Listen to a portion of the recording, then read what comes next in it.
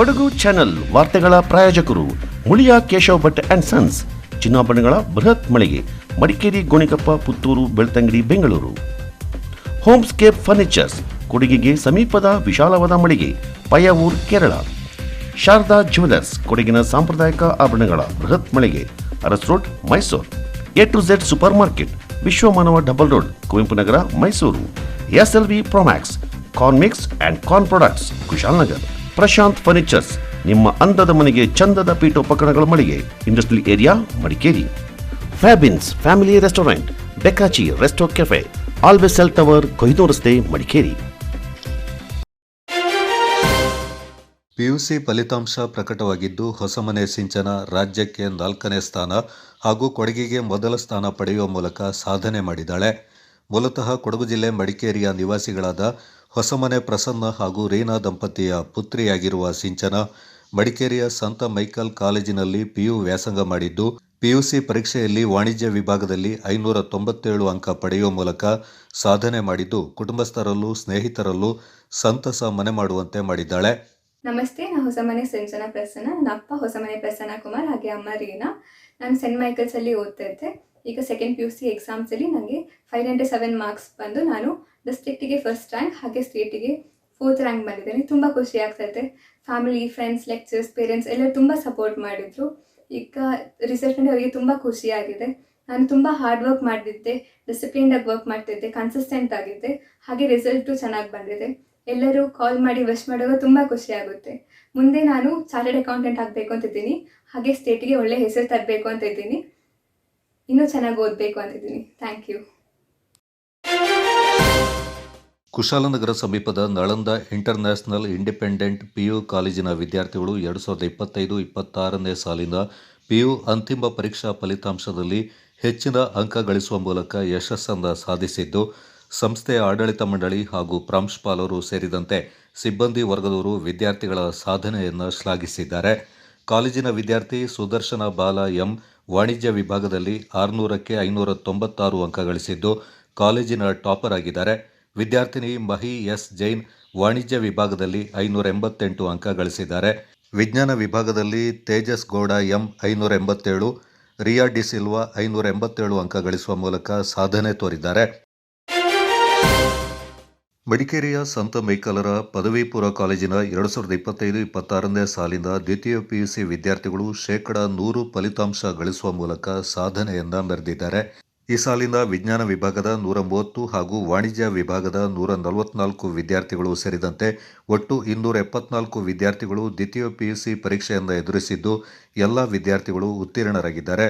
ವಾಣಿಜ್ಯ ವಿಭಾಗದ ವಿದ್ಯಾರ್ಥಿನಿ ಕುಮಾರಿ ಸಿಂಚನ ಪ್ರಸನ್ನ 597 ಅಂಕಗಳನ್ನು ಗಳಿಸುವ ಮೂಲಕ ರಾಜ್ಯದಲ್ಲಿ 4ನೇ ಸ್ಥಾನವನ್ನು ಪಡೆದಿದ್ದು, ಜಿಲ್ಲೆಯಲ್ಲಿ ಪ್ರಥಮ ಸ್ಥಾನ ಪಡೆದಿದ್ದಾರೆ. ವಾಣಿಜ್ಯ ವಿಭಾಗದಲ್ಲಿ ಮನ್ವಿತಾ 591, ಯಶಸ್ವಿ 591 ಅಂಕಗಳನ್ನು ಗಳಿಸಿದ್ದು, ವಿಜ್ಞಾನ ವಿಭಾಗದಲ್ಲಿ ಗ್ರೀಷ್ಮ 582, ಕೀರ್ತನ 579, ನಿಸ್ಮಿತಾ 576 ಅಂಕಗಳನ್ನು ಪಡೆದಿದ್ದು, ವಿದ್ಯಾರ್ಥಿಗಳ ಸಾಧನೆಗೆ ವಿದ್ಯಾಸಂಸ್ಥೆಯ ಆಡಳಿತ ಮಂಡಳಿ, ಶಿಕ್ಷಕ ವರ್ಗ, ಸಿಬ್ಬಂದಿಗಳು ಹಾಗೂ ಪೋಷಕರು ಹರ್ಷ ವ್ಯಕ್ತಪಡಿಸಿದ್ದಾರೆ.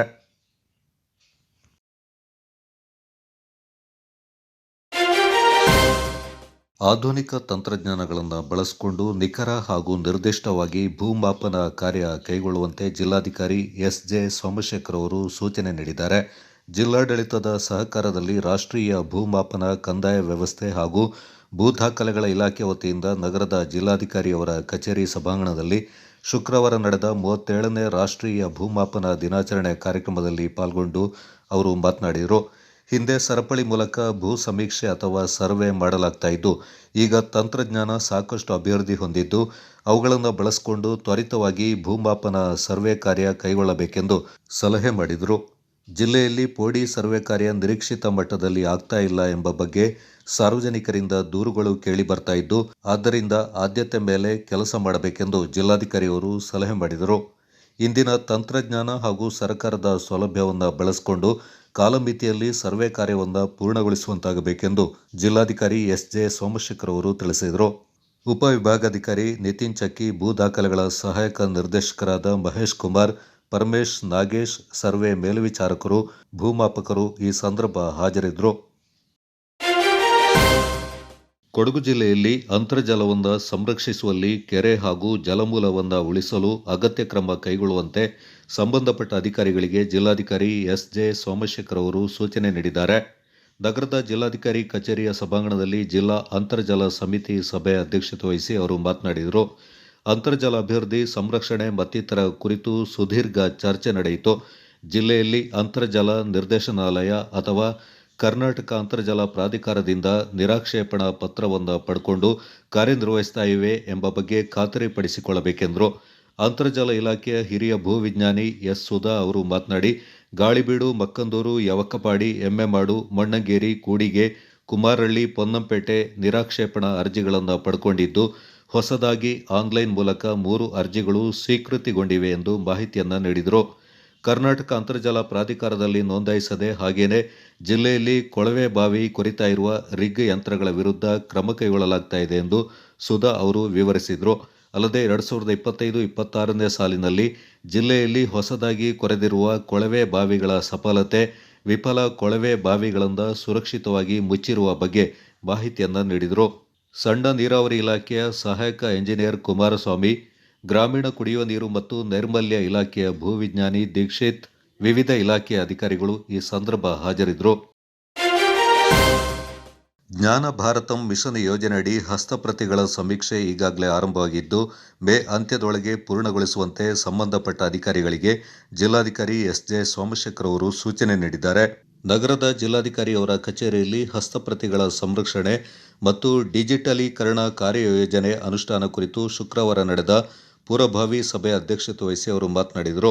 ಹಸ್ತಪ್ರತಿಗಳು ಇತಿಹಾಸ, ಸಾಹಿತ್ಯ, ಸಂಸ್ಕೃತಿ ಮತ್ತು ಜ್ಞಾನದ ಮೂಲ ಆಕರವಾಗಿದ್ದು, ಹಸ್ತಪ್ರತಿಗಳು ಪೂರ್ವಜರ ಬೌದ್ಧಿಕ ಸಂಪತ್ತನ್ನು ದಾಖಲಿಸುತ್ತವೆ. ಆದ್ದರಿಂದ ತಾಳೆಗರಿ, ಕಾಗದ ಅಥವಾ ಇತರೆ ವಸ್ತುಗಳ ಮೇಲೆ ಕೈಯಲ್ಲಿ ಬರೆದ ದಾಖಲೆಗಳನ್ನು ಜತನ ಮಾಡುವುದು ಅಗತ್ಯವಾಗಿದೆ. ಈ ನಿಟ್ಟಿನಲ್ಲಿ ಪ್ರಾಚ್ಯ ವಸ್ತು ಮತ್ತು ಪ್ರವಾಸೋದ್ಯಮ ಇಲಾಖೆಗಳು ಅಗತ್ಯ ಕ್ರಮ ಕೈಗೊಳ್ಳುವಂತೆ ಜಿಲ್ಲಾಧಿಕಾರಿ ಅವರು ನಿರ್ದೇಶನ ನೀಡಿದರು. ಕೊಡಗು ಜಿಲ್ಲೆಗೆ ಐತಿಹಾಸಿಕ ಇತಿಹಾಸವಿದ್ದು, ಇಲ್ಲಿನ ಪುರಾತನ ಹಾಗೂ ಪ್ರಾಚೀನ ಕಾಲದ ಹಸ್ತಪ್ರತಿಗಳನ್ನು ಸಂಗ್ರಹ ಮಾಡಿ ಡಿಜಿಟಲೀಕರಣಗೊಳಿಸಬೇಕೆಂದು ಜಿಲ್ಲಾಧಿಕಾರಿ ಎಸ್.ಜೆ. ಸೋಮಶೇಖರ್ ಅವರು ಹೇಳಿದರು. ಜ್ಞಾನ ಭಾರತಂ ಮಿಷನ್ದ ಜಿಲ್ಲಾ ಸಮನ್ವಯ ಅಧಿಕಾರಿ ಕಾರ್ತಿಕೇಯನ್ ಅವರು ಮಾತನಾಡಿ, ಪುರಾತತ್ವ ಸಂಗ್ರಹಾಲಯಗಳು ಮತ್ತು ಪರಂಪರೆ ಇಲಾಖೆ ಹಾಗೂ ಪ್ರವಾಸೋದ್ಯಮ ಇಲಾಖೆ ಸಹಕಾರದಲ್ಲಿ ಕರ್ನಾಟಕದ ಪ್ರಾಚೀನ ಹಸ್ತಪ್ರತಿಗಳ ಸಮೀಕ್ಷೆ ಕೈಗೊಳ್ಳಲಾಗಿದೆ ಎಂದರು. Field marshal KM. ಕಾರ್ಯಪ್ಪ ಕಾಲೇಜಿನ ಪ್ರಾಂಶುಪಾಲರಾದ ಮೇಜರ್ ಪ್ರೊಫೆಸರ್ ರಾಘವ ಅವರು ಹಸ್ತಪ್ರತಿ ಸಂಗ್ರಹಣೆ, ಹಸ್ತಪ್ರತಿ ಚಾರಿತ್ರಿಕ ಮಹತ್ವ, ಅಧ್ಯಯನ, ಸಂಪಾದನೆ ಮತ್ತಿತರ ಬಗ್ಗೆ ಹಲವು ಮಾಹಿತಿಯನ್ನು ನೀಡಿದರು.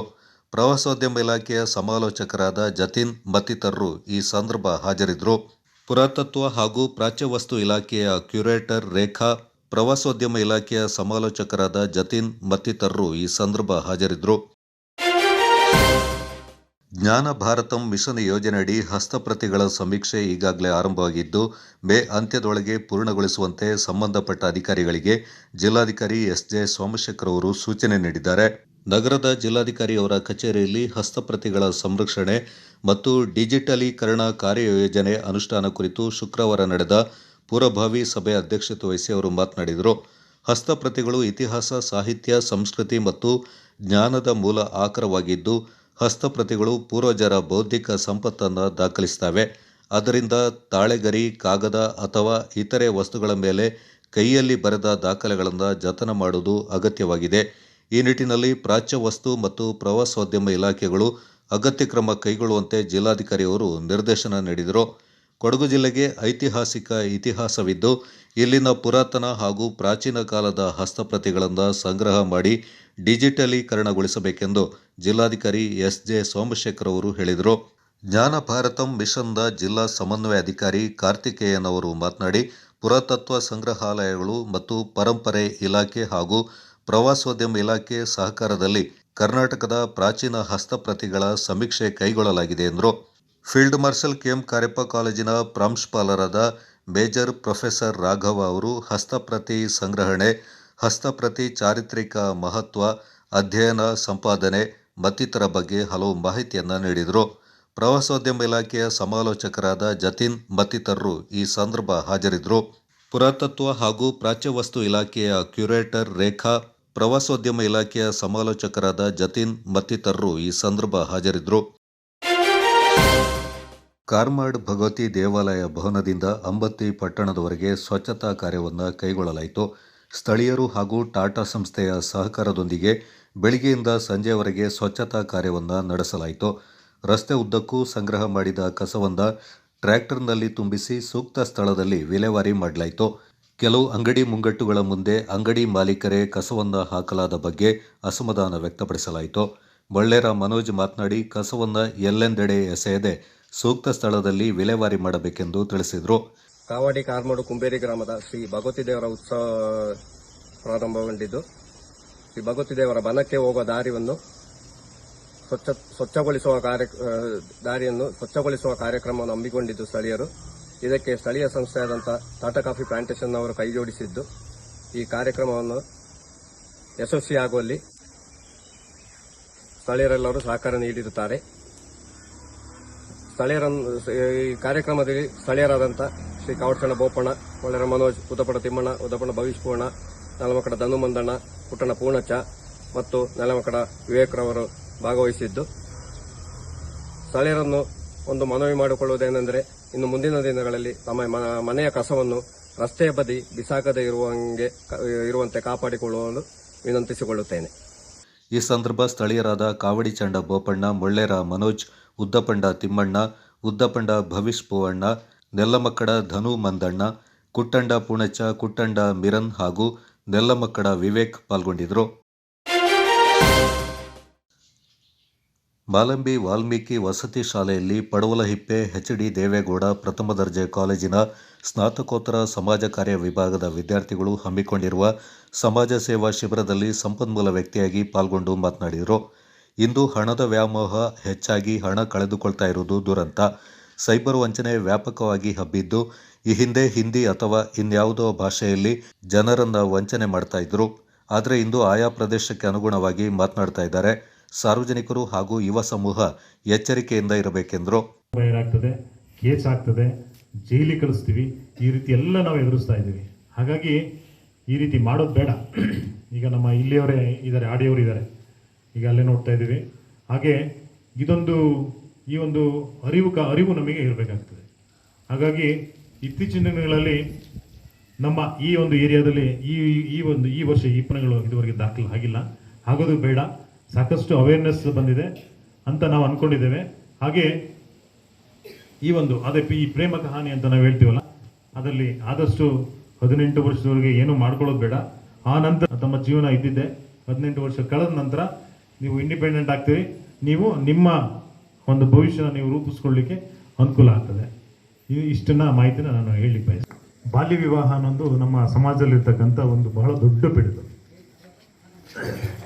ಇದನ್ನ ನಾವು ಸ್ವತಂತ್ರ ಪೂರ್ವದಿಂದಲೂ ಕೂಡ ಸಾಕಷ್ಟು ಸಮಾಜ ಸುಧಾರಕರು ಈ ಬಗ್ಗೆ ಈ ಕೆಲವು ಪಿಡುಗುಗಳನ್ನ, ಬಾಲ್ಯ ವಿವಾಹ ಇರ್ಬೋದು, ಸತಿ ಸಹಗಮನ ಪದ್ಧತಿ ಇರ್ಬೋದು, ಈ ರೀತಿ ಪಿಡುಗುಗಳನ್ನ ಹೋಗಲಾಡಿಸ್ಬೇಕು ಅಂತ ಹೇಳ್ಕೊಂಡು ಭಾಳ ಶ್ರಮಪಟ್ಟು ಹೆಣ್ಣು ಮಕ್ಕಳಿಗೆ, ಮಹಿಳೆಯರಿಗೆ ವಿದ್ಯಾಭ್ಯಾಸನ ಕೊಡಬೇಕು, ಹೆಣ್ಣು ಮಕ್ಕಳನ್ನ ನಾವು ವಿದ್ಯಾವಂತರಾಗಿ ಮಾಡಬೇಕು, ಅವ್ರನ್ನ ಮುಂದೆ ತರಬೇಕು ಅನ್ನೋ ನಿಟ್ಟಿನಲ್ಲಿ ಸಾಕಷ್ಟು ಪ್ರಯತ್ನಗಳನ್ನ ಮಾಡಿ ಈ ಒಂದು ಸಮಾಜಕ್ಕೆ ಕೊಡುಗೆ ನೀಡಿದ್ದಾರೆ.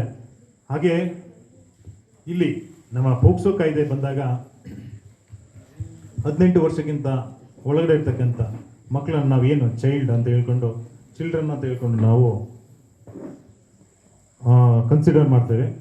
ಅವ್ರ ಮೇಲೆ ಆಗ್ತಕ್ಕಂಥ, ಇಲ್ಲಿ ಏನಾಗ್ತದೆ ಅಂದರೆ ಪೋಕ್ಸೋ ಕಾಯ್ದೆನಲ್ಲಿ 18 ವರ್ಷಕ್ಕಿಂತ ಒಳಗಡೆ ಇರ್ತಕ್ಕಂಥ ಹೆಣ್ಣು ಮಕ್ಕಳಿರ್ಬೋದು ಅಥವಾ ಗಂಡು ಮಕ್ಕಳಿರ್ಬೋದು, ಅವ್ರ ಮೇಲೆ ಆಗ್ತಕ್ಕಂಥ ಲೈಂಗಿಕ ದೌರ್ಜನ್ಯ ಇದು ಬರ್ತದೆ. ಹಾಗೆ ಈ ಅಂತ ಏನಿದೆ, ಇದು ಪೊಲೀಸ್ ಮತ್ತು ಸಮಾಜ ಕಲ್ಯಾಣ ಇಲಾಖೆ ಅಥವಾ ನಮ್ಮ CDP ಅವರ ಅಂಡರಲ್ಲಿ ಬರ್ತಕ್ಕಂಥ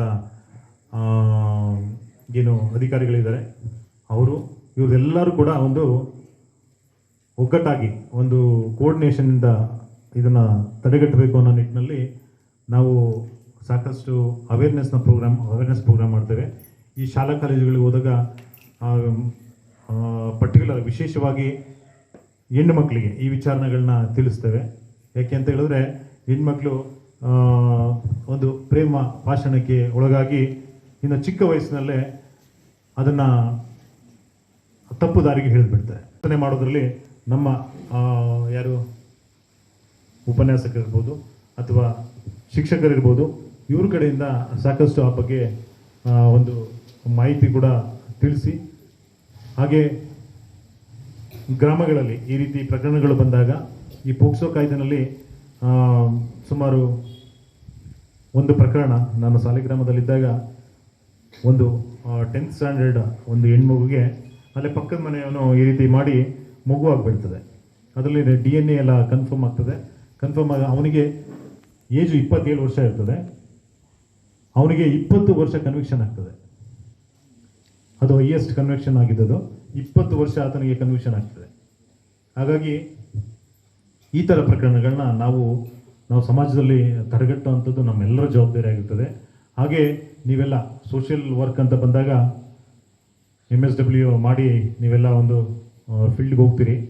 ಅಲ್ಲಿ ಹೋದ ಬಹಳ ಮುಖ್ಯವಾಗಿ ಕಂಡುಹಿಡಬೇಕಾಗಿದ್ದು ಇದೊಂದು ಕೆಲಸ ಇರ್ತದೆ. ಈಗ ಸಾಕಷ್ಟು ಇದ್ರ ಬಗ್ಗೆ ಮಾಹಿತಿಗಳು ನಮಗೆ ಸಿಗ್ತದೆ.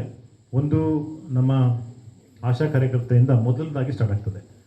ಈ ಥರದ್ದು ಏನಾದರೂ ಪ್ರಕರಣಗಳು ಬಂದಾಗ ನಮಗೆ ಇಮಿಡಿಯೇಟಾಗಿ ಮಾಹಿತಿ ಕೊಡ್ತಾರೆ, ಮತ್ತು ಅವರ ಮೇಲಾಧಿಕಾರಿಗಳಿಗೆ ಮಾಹಿತಿ ಕೊಡ್ತಾರೆ. ಆನಂತರ ಒಂದು ಮತ್ತು ನಿಮಗೆ ಚೈಲ್ಡ್ ಹೆಲ್ಪ್ ಲೈನ್ ಇದೆ. ಆ ಚೈಲ್ಡ್ ಹೆಲ್ಪ್ ಲೈನ್ಗೆ ಕೂಡ ನಮಗೆ ಫೋನ್ ಮಾಡಿ ಮಾಹಿತಿ ಕೊಡ್ತಾರೆ. ಅದಲ್ಲದೆ ನಮ್ಮ 112ಗೂ ಕೂಡ ಸಾಕಷ್ಟು ಮಾಹಿತಿಗಳು ಬಂದಿದೆ. ಇದರ ಚೈಲ್ಡ್ ಮ್ಯಾರೇಜ್ ಆಗ್ತಾ ಇದೆ, ಈ ರೀತಿ ಅದನ್ನು ವೆರಿಫೈ ಮಾಡಿ ಅಂತ ಹೇಳ್ಕೊಂಡು ಅದನ್ನು ಕೂಡ ಇಮಿಡಿಯೇಟಾಗಿ ನಾವು ವೆರಿಫೈ ಮಾಡ್ತೇವೆ. ವಿತೌಟ್ ಎನಿ ಡಿಲೇ ನಾವು ಮಾಡ್ತಾ ಇದ್ದೀವಿ. ಹಾಗೆ ಹಾಸ್ಪಿಟಲ್ ಯಾರಾದರೂ ಹೆಣ್ಮಗು ಗರ್ಭಿಣಿಯಾಗಿ ಅವ್ರನ್ನ ತೋರಿಸ್ಲಿಕ್ಕೆ ಹೋದಾಗ ತಕ್ಷಣ ಅವ್ರ ವೈದ್ಯಾಧಿಕಾರಿಗಳ ಜವಾಬ್ದಾರಿ ಅಂತ ಹೇಳಿದ್ರೆ ಪೊಲೀಸ್ಗೆ ಇನ್ಫಾರ್ಮ್ ಮಾಡೋದು. ನಾವು ತಕ್ಷಣ ಅದನ್ನು ಮುಂದೆ ಏನು ಮಾಡಬೇಕು ಅಂತ ಹೇಳ್ಕೊಂಡು ನಾವು ಆ ಬಗ್ಗೆ ಪ್ರಕರಣ ದಾಖಲಿಸಿ ಅದನ್ನು ಕ್ರಮ ಕೈಗೊಳ್ತೇವೆ. ಸ್ನಾತಕೋತ್ತರ ವಿಭಾಗದ ನಿವೃತ್ತ ಪ್ರಾಂಶುಪಾಲ ನಾರಾಯಣ ಮಾತನಾಡಿ, ಇಂದು ಅನೇಕರು ಕಾನೂನಿನ ಅರಿವು ಇದ್ರೂ ಕೂಡ ಅಪರಾಧ ಚಟುವಟಿಕೆಯಲ್ಲಿ ತೊಡಗಿರುವುದು ದುರಂತವಾಗಿದೆ ಎಂದರು. ಆಮೇಲೆ 100 ರೂಪಾಯಿ ಕೊಟ್ಟೆ, ಈಗ 10 ಸತಿ ನೋಡ್ತೀನಿ ಕಾರ್ ನಿಲ್ಲಿಸುವಾಗ ಪಾರ್ಕಿಂಗ. ಹೌದಲ್ವಾ, ಅನುಭವಗಳಲ್ವಾ, ಅದು ಅನುಭವಗಳಲ್ವಾ ಅಂದ್ರೆ ಗೊತ್ತಿದ್ದೋ ಗೊತ್ತಿಲ್ಲ ಅದು ಪಾರ್ಕಿಂಗ್ ಕಾರಣನೂ ಇರ್ತದೆ. ಅಲ್ಲಿ ಒನ್ ವೇ ಇರ್ತದೆ, ಕ್ರೌಡ್ ಇರ್ತದೆ, ಸರ್ಕಲ್ ಇರ್ತದೆ, ಏನಿರ್ತದೆ, ಹಿಂಗೋಗಿ ಬಂದ್ಬಿಡೋಣ ಅನ್ನುವಂಥದ್ದು. ಅಷ್ಟೊಳಗೆ ಇನ್ನೊಂದು ಗಾಡಿ ಬರುವಂಥದ್ದು, ಸೈಡ್ ತೊಗೊಂಡಿಗೆ ಹೊಡಿಯುವಂಥದ್ದು. ಆಗಲೂ ನಮಗೆ ಕ್ಲೈಮ್ಸ್ ಇರಲ್ಲ. ರಾಂಗ್ ರೂಟ್ ಇರ್ತದಕ್ಕೆ ಕ್ಲೈಮ್ಸ್ ಇರಲ್ಲ, ಗಮನಿಸ್ಕೊಳ್ಳಿ. ಸಡನ್ ಅಂತ ಹೇಳಿ ಯಾವುದೋ ಒಂದು ರಸ್ತೆಯಲ್ಲಿ ಹೋಗುವ ಮಗುವಿಗೆ ಆ ಊರ್ನೆಲ್ಲ ಭಾಳ ಆತ್ಮೀಯರು ಅಷ್ಟೊತ್ತಿಗೆ ಅವ್ನು ಹಿಡಿದು ಅವನಿಗೆ ಹೊಡೆದಾಯ್ತು. ತಗೊಬಂದು ಸ್ಟೇಷನಿಗೆ ಕಂಪ್ಲೇಂಟ್ ಕೊಡಬೇಕು. ಬೈಕ್ ನಂದು ಅಂತ DL ಇಲ್ಲ. ಆಕ್ಸಿಡೆಂಟ್ ಏನು ಮಾತ್ರವಾಗಿ ಆಗಿಲ್ಲ, ಆದರೆ ಅವ್ರಲ್ಲಿ ಸಂಘಟನೆಗಳು ಬಂದು ಇನ್ನು ಗೊತ್ತಾಯಿತು. ಆದರೆ ನಾನು ನನ್ನ ಬೈಕು ಈ ಕಾರಣಕ್ಕಾಯಿತು ಅಂತ ಹೇಳಿ ಅವ್ರಿಗೆ ಕೇಳೋಕೆ ರಿಸೀವ್ ಮಾಡ್ಕೊಳಕ್ಕೆ ಇರಲಿಲ್ಲ. ಆಮೇಲೆ ಆಗ ತಕ್ಷಣ ಏನು ಮಾಡಬೇಕು, ಯಾರು ಕೇಸ್ ಮೇಲೆ ಹಾಕಬೇಕು, ಕಾನೂನು ಮುಂದಿಕೊಂಡು ಹೇಳೋದು ತಪ್ಪಾದರೂ ಸಹ ಇನ್ನು ನಾನು ಒಬ್ಬ ಅಫಿಷಿಯಲು ಯಾವುದೋ ಒಬ್ರು ಕಳಿಸ್ಕೊಟ್ಟ, ಅವ್ರು DL ಇರೋನು ಕಳಿಸ್ಕೊಟ್ಟು ಅವ್ರ ಆಕ್ಸಿಡೆಂಟ್ ಫೈಲ್ ಆಯಿತು. ಅವತ್ತು ಅಣ್ಣ ಹೇಳ್ದ, ಇನ್ನೊಂದು ದಿನ ನೀನು ನನ್ನ ಹತ್ರ DL ಇತ್ತು, ನೀನೇನಾದರೂ DL ಇಲ್ದವರಿಗೆ ಗಾಡಿ ಕೊಟ್ಟರೆ, ಹೆಲ್ಮೆಟ್ ಇಲ್ಲದಲ್ಲೇ ಗಾಡಿ ಓಡಿಸಿದ್ರೆ, ಇನ್ಶೂರೆನ್ಸ್ ಇಲ್ಲದೆ ಗಾಡಿ ತೆಗೆದ್ರೆ ನೀನನ್ನು ಪರ್ಮನೆಂಟಾಗಿ ನಮ್ಮನ್ನು ಕಳ್ಕೊಂಡ್ಬಿಡ್ತೀಯ ಅಂತೇಳಿ. DL ಇಲ್ದಲೇ ನೀ ಗಾಡಿ ಓಡಿಸೋಂಗಿಲ್ಲ, ಅದು ಯಾರಿಗೂ ಗಾಡಿ ಕೊಡೋಂಗಿಲ್ಲ. ಯಾಕೆ ಹೇಳ್ತಾ ಇದ್ದೀನಿ, ಯೂತ್ಸು ಶೋಕಿಗೋಸ್ಕರ ಗಾಡಿ ಕೊಡ್ತಿರಲ್ಲ ಒಂದು ರೌಂಡು. DL ಇಲ್ದಲೇ ಗಾಡಿ ತೆಗಿಯೋಂಗಿಲ್ಲ, ಹೆಲ್ಮೆಟ್ ಇಲ್ಲದೆ ಗಾಡಿ ಓಡಿಸೋಂಗಿಲ್ಲ, ಇನ್ಶೂರೆನ್ಸ್ ಇಲ್ಲದೆ ಗಾಡಿನ ಮಾಡೋಂಗಿಲ್ಲ. ಈ ಮೂರು ಇದ್ದರೆ ನೀವು ಬದುಕುಳಿತೆ. ಯಾಕಂದ್ರೆ ಸರ್ ಟ್ರಾಕ್ಟರ್ ಕೇಸಲ್ಲಿ 6 ಲಕ್ಷ 10 ಲಕ್ಷ ಕಟ್ಟಲೇಬೇಕಾದ ಬಂದಾಗ ನಡೀತೆ, ಮಕ್ಕಳಿಗೆಲ್ಲ ಕೊಟ್ಬಿಡ್ತೀರಿ, ನೋಡ್ತೀನಿ ನಾನು. ಹಾಗಾಗಿ ಇಲ್ಲಿಂದ ಕಾಲೇಜಿಗೆ ಬರೋ ಮಕ್ಕಳು ಅಡ್ಮಿಷನ್ ಬರುವಾಗ ಅವ್ರು ಕೇಳೋದು, ಯಾವುದೇ ಬರ್ತಾ ಇದ್ದೀರಿ, ಫೋನ್ ನಂಬರ್ ಕೊಟ್ಟೋಗಿರುವೆ, ಫೋನ್ ಮಾಡೋರು, ಯಾವುದೇ ಬರ್ತಾ ಇದ್ದೀರಿ, ಬೈಕಲ್ಲಿ ಎಷ್ಟು ಜನ ಬರ್ತಾ ಇದ್ದೀರಿ, ಒಬ್ಬ ಅಥವಾ ಇಬ್ಬರೇ ಬರೋಕ್ಕೆ ಸಾಧ್ಯ. ಹೆಲ್ಮೆಟ್ ಇದೆಯಾ, ಒಬ್ರಿಗ ಇಬ್ಬರಿಗಿದ್ರೆ ಕ್ಷೇಮ, ಒಬ್ರಿಗಂತೂ ಇರಲೇಬೇಕು. ನಿಂದು DL ಇದೆಯಾ, ಗಾಡಿ ನಿಂದೇನಾ, ಹಂಗಿದ್ರು ಬಾ, ಇಲ್ಲ ನಿಧಾನಕ್ಕೆ ಬಸ್ ಬಾ. ರಾತ್ರಿ 10 ಗಂಟೆವರೆಗೂ ನಾನು ಕೂತಿದ್ದೆ ಅಡ್ಮಿಷನಿಗೆ. ಆತಂಕ ಬೇಡ. ಯಾಕೆ ಹೇಳ್ತಾ ಇದ್ದೀನಿ ಅಂದರೆ ಮಕ್ಕಳನ್ನ ಉಳಿಸ್ಕೊಳ್ಳೋವಂಥದ್ದು ಹೆತ್ತವ್ರ ಕಾರ್ಯನೂ ಹೌದು. ಇಲ್ಲೇ ಅಲ್ವಾ ಹಿಂಗೆ ಹೋಗ್ಬರ್ತಾನೆ ಅಂದರೆ ಸಡನ್ ಆಗಿ ತಿಳಿಸಿದಾಗೆ ಆಕ್ಸಿಡೆಂಟ್ಸ್ ಆಗ್ತದೆ ಸಹಜ. ಆದರೆ ಅಟ್ಲೀಸ್ಟ್ ಹೆಲ್ಮೆಟ್ ಇದ್ದಾಗ ನಿಮ್ಮ ಜೀವ ಉಳಿಯುತ್ತೆ. ತುಂಬ ಇವತ್ತು ಹೆಡ್ ಇಂಜಿನಿಯರ್ಗಳು ಸತ್ತಿರೋದು, ಆಕ್ಸಿಡೆಂಟ್ ಸತ್ತಿದ್ದಲ್ಲ ಹೆಡ್ ಇಂಜಿನಿಯರಲ್ಲಿ. ಮೊನ್ನೆ ಒಂದು ಹುಡುಗಿ, ನಿಮ್ಮ ಮಕ್ಕಳ ನಾವು ಕಲಿಸಿ ಒಂದು ಒಳ್ಳೆಯ ಸ್ಥಿತಿ ಕೊಂಡೊಯ್ತೀವಿ. ಹಾಗಾಗಿ ಅದನ್ನ ನಾವು ತುಂಬ ಹೆಮ್ಮೆಯಿಂದ ಸ್ಮರಿಸ್ಕೊಳ್ತೀವಿ. ಮೊದಲನೇದಾಗಿ. ಎರಡನೇದಾಗಿ ಈ ಕಾಲೇಜಿನಲ್ಲಿ ಈಗ ಕ್ಯಾಂಪ್ ಆಗಿದೆ, ಒಂದು ಒಳ್ಳೆಯ ವಿಚಾರವನ್ನು ಇಟ್ಕೊಂಡಿದ್ದೀರಿ ಕಾನೂನು ವ್ಯವಸ್ಥೆಯನ್ನು ಕುರಿತಂತೆ. ಸರ್ ಕೃಷ್ಣರಾಜು ಅವರು ಬಂದು ಚಂದವಾಗಿ ಹೇಳ್ಕೊಟ್ಟಿದ್ದಾರೆ. ನಮಗೂ ಬಾಲ್ಯದಲ್ಲಿ ಮಾಡಿದ ಕೆಲವು ತಪ್ಪುಗಳು ಭಯನೂ ಆಗ್ತಾ ಇತ್ತು ಪಕ್ಕದಲ್ಲಿ. ಆ ಯೂನಿಫಾರ್ಮು ನಮ್ಗೆ ಸ್ವಲ್ಪ ಭಯ ಇವತ್ತಿಗೂ, ವಯಸ್ಸು 60+1 ಆದರೂ ಸಹ ಆ ಯೂನಿಫಾರ್ಮ್ ಬಗ್ಗೆ ಒಂದಷ್ಟು ಭಯ ಇದೆ. ವಿಡಿಯೋ ಕಾಲ್ ಮಾಡಬೇಡ, ವಿಡಿಯೋ ಅದು. ಇವತ್ತಿಗೆ 2 ವರ್ಷ ಕೊರೋನಾ ಟೈಮ್, ಅದು 3 ವರ್ಷದ ಸಂದರ್ಭ, 3 ವರ್ಷ ಸರ್ ಹಾಸನದಲ್ಲಿದ್ದರು. ಗೆಳೆಯನ ಹೆಂಡತಿ ಸೂಸೈಡ್ ಆಯಿತು. ಎಷ್ಟು ಚಿಕ್ಕ ವ್ಯವಸ್ಥೆಗೆ ಅಂದರೆ ಬಹುಶಃ 4 ಅಡಿ ಇದು ತೊಂಡೆ ಬೀಳಿಗೆ. ಕಾಲೇಜಿನ ಪ್ರಾಂಶುಪಾಲ ವಿಶ್ವನಾಥ್ ಮಾತನಾಡಿ, ಇಂದು ಪೋಷಕರು ತಮ್ಮ ಮಕ್ಕಳ ಮೇಲೆ ಹದ್ದಿನ ಕಣ್ಣು ಇಡಬೇಕಾದ ಅನಿವಾರ್ಯತೆ ಎದುರಾಗಿದೆ ಎಂದರು. 40 ಸೀಟು ಎನ್ವಿರಾನ್ಮೆಂಟಲ್ ಸೈನ್ಸಿಗೆ ಸೀಟ್ ಸಿಕ್ಕಿದೆ ಅಂದರೆ 40 ಜನಕ್ಕೆ ಮಾತ್ರ, 20 ಜನಕ್ಕೆ ಮಾತ್ರ. ಎಕನಾಮಿಕ್ಸಲ್ಲಿ ಅವತ್ತಿಗೆ 40 ಸೀಟ್ ಇತ್ತು, ಆಯಿತಾ. ಸೊ ಈ ಥರದ ಘಟನೆ. ಈಗ ನಾವೇನು ಮಾಡಿದ್ದೀವಿ, higher education for your door step, ನಿಮ್ಮ ಮನೆ ಬಾಗಿಲಿಗೆ ಉನ್ನತ ಶಿಕ್ಷಣವನ್ನು ತಂದುಕೊಟ್ಟಿದ್ದೀವಿ. ನಾನು ಮಂಗಳೂರು ವಿಶ್ವವಿದ್ಯಾಲಯದಲ್ಲಿ 1ನೇ ಕ್ಲಾಸಿಂದ ಡಿಗ್ರಿವರೆಗೆ ಶನಿವಾರ ಸಂತೆಯೇ ನಾನು ಓದಿರೋದು. 1ನೇ ಕ್ಲಾಸಿಂದ ನಮಗೆ 1ನೇ ಕ್ಲಾಸಿಂದ 6ನೇ ಕ್ಲಾಸವರೆಗೆ ಹೋಗ್ಬೇಕಾದ್ರೆ ABCD ಅಂತ ಸೆಕ್ಷನ್. ರಾಮಸ್ವಾಮಿ ಮಾಸ್ಟ್ರು, Subhadra teacher, Lakshmi teacher, Saraswati teacher, ಇದೆಲ್ಲರೂ ಗೊತ್ತಿರುತ್ತೆ. ಇಲ್ಲಿ ಈ ಊರಿಂದನೂ ಒಬ್ಬರು ಮೇಡಮ್ ಬರ್ತಿದ್ರು ಅಲ್ಲಿ ನಮಗೆ. ಆ ನೆನಪುಗಳು, ಆ ಟೀಚರ್ ಹೆಸರುಗಳು ಇದೆಯಲ್ಲ, ಇವತ್ತು ಆ ಸ್ಯಾಂಟಿಟಿ ಶಿಕ್ಷಣ ಕ್ಷೇತ್ರದಲ್ಲಿ ಇಲ್ಲ. ನಾನು ಮೈಸೂರು ಯೂನಿವರ್ಸಿಟಿ MA ಎಕನಾಮಿಕ್ಸಲ್ಲಿ ಫಸ್ಟ್ ರ್ಯಾಂಕು, 7 ಗೋಲ್ಡ್ ಮೆಡಲ್.